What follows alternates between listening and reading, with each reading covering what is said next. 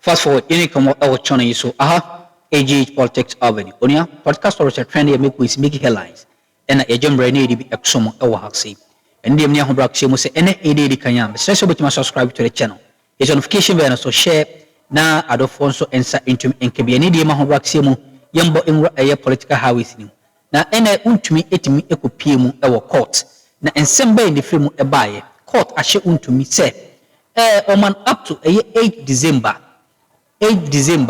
omomodia na oma wa select omu as the defense no oma select omu as the defense no onfa omudin emra any omu addresses na omano by 8 December omi piem ewo court na afi omonhwe na omu entoa asem no so chane so am say haksei AGH Politics Avenue onia yebeto from efa eye Wontumi case no bia no ye be so mo ha yen sembre yembo inwura nsemfo anim na yenhwe ne yekọ ene de ba beda se wajemre e ha se na ansana no eye GH1 television nso edify no e by was a court orders chairman Wontumi to file names and addresses of any witness he may call in his defense in the mining right case by 8 December. So far, this is the flyer.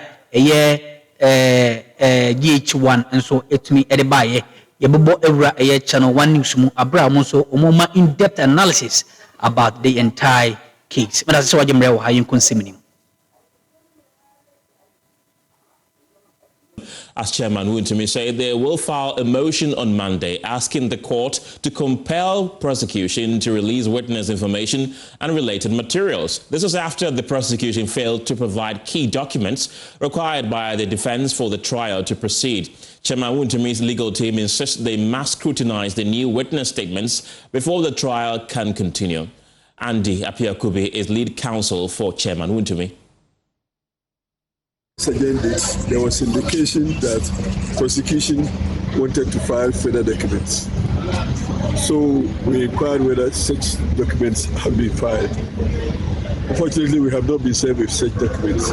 Prosecution indicated that it does not intend to file any further documents, and therefore they were ready for case management.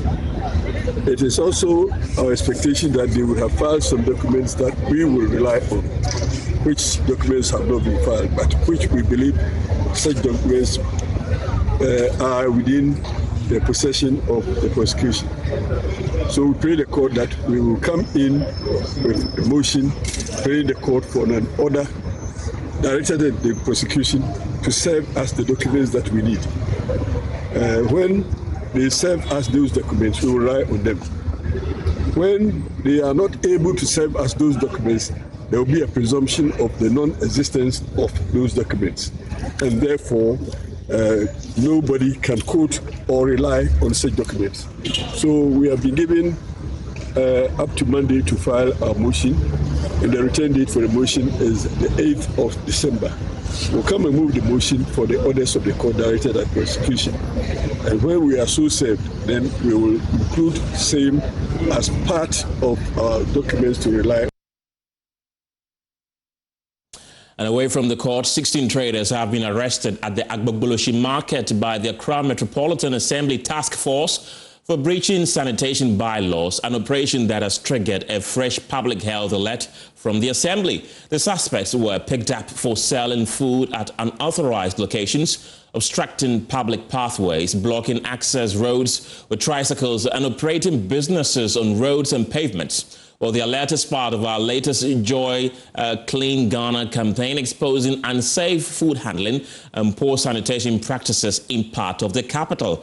Director of Public Health at the Accra Metropolitan Assembly, Florence Kuchi, says some street vending conditions present significant risks of contamination and food-related illnesses. Informing Ghanaians to stop purchasing food that is being displayed direct on the ground, and not just only direct on the ground, but people who display for sale on the roadside, because it is not even good for the person who is even buying. Because when you are standing buying, your life is at stake. Imagine you saw what happened at KJP, and you are not anticipating that something should happen like that at the market. You know, at the in Accra. But there is a market center inside. When you go inside to buy a food stuff, you buy food stuff. But when you buy the food stuff by the roadside, the wholesomeness of the food is being contaminated by the dust. The essential that the dust that is falling on the food products in and out, because the road there is so dusty. It is not sound.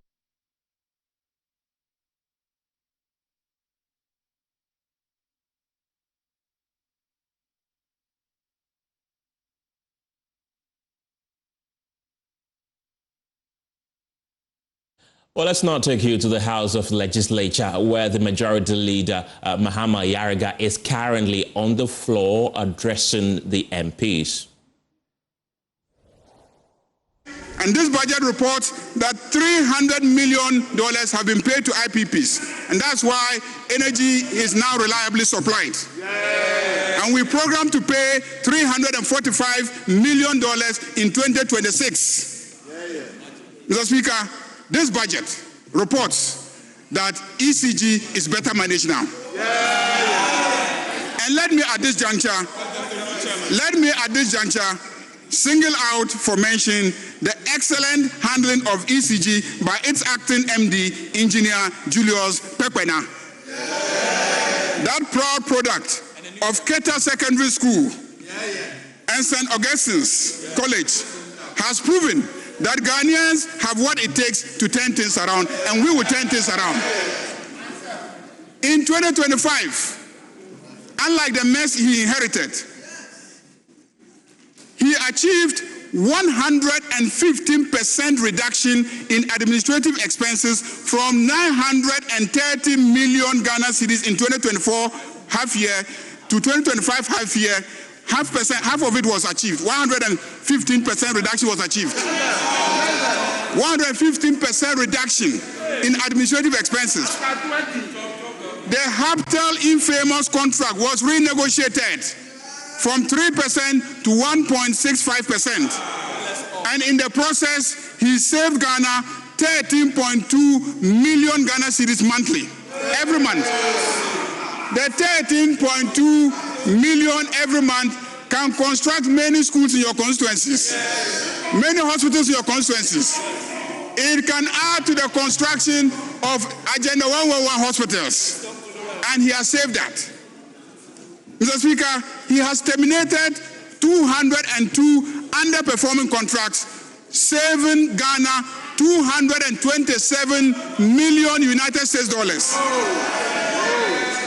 And to cap it, he delivered a record-breaking revenue collection of 1.7 billion Ghana cedis in June 2025. Never happened. Why am I saying so? I'm saying so to say that this budget reflects a turnaround. Even institutions like ECG, which were totally mismanaged, which were corruptly mismanaged, which was being run bankrupt, even ECG has been managed so well that there is a turnaround. Mr. Speaker, all the agencies have similar impressive records. All the agencies, all the state-owned companies have similar impressive records. I just single out ECG as an example. But all of them, the port authorities, every one of them, they are all performing very well. And if you go out and check, you will confirm what I have said. Mr. Speaker, let's go to the mining sector. Let's go to the mining sector. Gold exports increased by 71.4%. We moved it, earnings from gold, from $13.3 billion US dollars, when last year MPP got only $7.7 billion US dollars. So from 7.7 billion to 13.3 billion. Mr. Speaker, that is because the Honorable Afenyo Makin, very, very smart forced and introduced the policy of Gold Board. Gold Board Chairman 1. So, Akroma Markin. Akuffo. Mr. Speaker, the introduction of gold board completely transformed the sector, and we are seeing the impressive results. Mr. Speaker, the debate about anti-Galamsey fight, and I've heard members on this side indicate that because we allocated only 150 million Ghana cedis, then we are not committed to the debate against the fight against Galamsey. Mr. Speaker, I am surprised. Who are we using to fight Galamsey? We are using soldiers. We are using police. We are using security agencies. Is their budget part of this 150 million Ghana cedis? No. They have their separate budgetary allocation. Yes. And that budgetary allocation will go to fight Galamsey. Yes. And if they need additional resources, then we will add the 150 million Ghana cedis to them. Yes. Mr. Speaker, and let me add that if we want to be very successful in fighting Galamsey, we must support the retooling of our security agencies. Yes. And so the budget to buy new helicopters, the budget to buy military equipment for the armed forces, yes, all that will go towards making Ghana very capable of fighting Galamsey successfully. Yes. Mr. Speaker, I have heard colleagues question the amounts allocated for retooling the security agencies. If you see the number of young people who throng the various stadia looking to have an opportunity to serve in those agencies and the services, you will see the need for us to invest in those services. Because our youth want to join the army, they want to join the Air Force, they want to join the Navy. And if we don't retool them, if we don't invest in them, when they join, what will they be doing there? Mr. Speaker, and this budget has a provision for the cancellation of the tax on prospecting. If we cancel the tax on prospecting, do you know what will happen? All these companies will move in and prospect. When they prospect, they will relinquish some areas. And when they relinquish those areas, you can convert those areas into community mining sites. And you can also establish medium and small scale mining licenses there. And those people who are engaged in Galamsey, those who are engaged, if you go to all the places where we have serious problems, you will find out that the Galamsey activities are happening in people's concessions. And we need to encourage them to relinquish them. And they will only do so after they are prospected and established that they don't need those sites. But small-scale miners can do well at those sites. Mr. Speaker, what is the track record of the NPP when it comes to the management of our gold? We haven't forgotten. We haven't forgotten about the royalties deal. Ajapa royalties. When you attempted to sell all the future gold of this country, you tried to sell all the gold, the future gold that will be mined in this country, the royalties. You wanted to collect the money ahead and spend it. It was when Ghanaians resisted that you stopped. That is why my uncle Mate Hamidu, in his corruption risk analysis, described someone as the mother serpent of corruption. It was as a result of what happened in the attempt to force Ajapa royalties on the people of Ghana. Mr. Speaker, let me go to the health sector. What is the track record of the NPP? I remember during Corona, there was a period of time when every day We will be locked up in our rooms. And then a certain man will come and say, fellow Ghanaians. Update number 8 of fellow Ghanaians. That's when he promised 88 regional and district hospitals. Later, it increased to 111. Mr. Honorable Toby, Honorable Member for Anya Sotum, why are you in the habit of shouting from the back? Please, I didn't give you the floor to be on your feet. Please.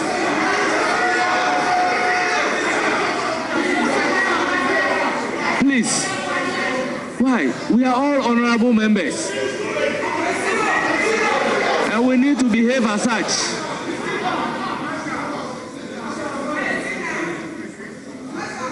Yes, Majority Leader, continue. Mr. Speaker,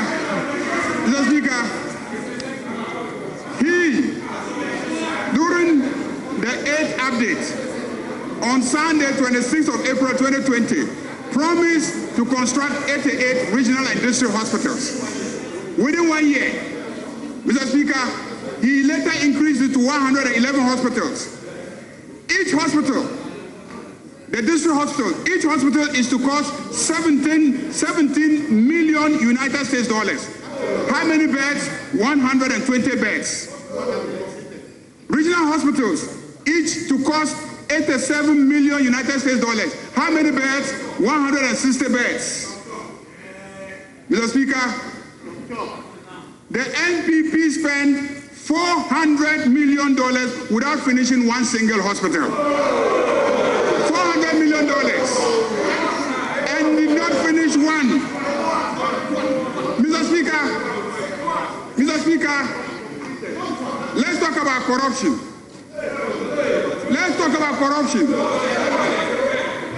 Mr. Speaker, let me recall my Fufulsu Primary School mathematics. Let me recall the assistance of my Fufulsu Primary School mathematics. $85 million for a 160-bed hospital comes to 531,000 United States dollars per bed.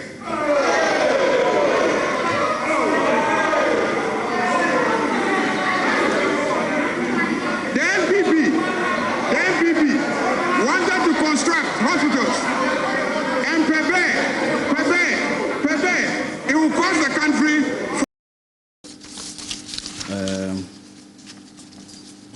Mentioned in his presser.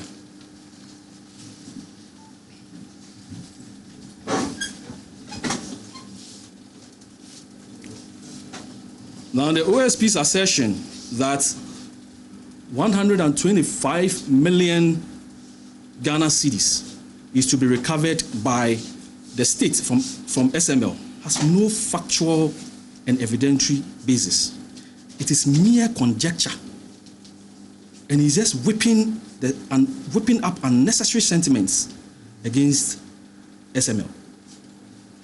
In fact, the letters we have given you, the 14th October letter from GRA, they stated clearly that SML has discharged all its duties. SML did everything. In fact, maybe I should read that letter verbatim. Can I have that letter?